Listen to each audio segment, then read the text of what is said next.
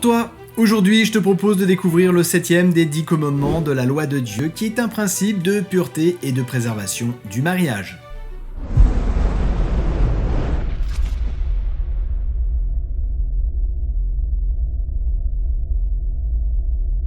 Tu ne commettras pas d'adultère. C'est un principe que Dieu a institué depuis la création du monde concernant le mariage et qui concerne exclusivement un homme avec une femme.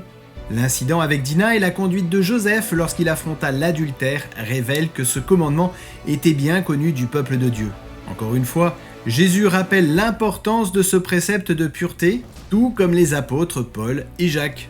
Ce commandement issu du décalogue donné par Dieu à son peuple sur le mont Sinaï est clair dans sa prohibition de l'adultère, c'est-à-dire l'infidélité conjugale ou la relation sexuelle illicite avec une autre personne que son conjoint légitime. L'importance de la fidélité conjugale est capitale car elle préserve contre les conséquences néfastes de l'adultère tant sur le plan individuel que sur le plan familial et social. Le mariage est une institution sacrée créée par Dieu et la fidélité conjugale est un aspect clé de cette relation. La Bible encourage les couples à cultiver la confiance, la loyauté et la pureté dans leur mariage et à éviter toute forme d'infidélité, que ce soit physique ou émotionnelle.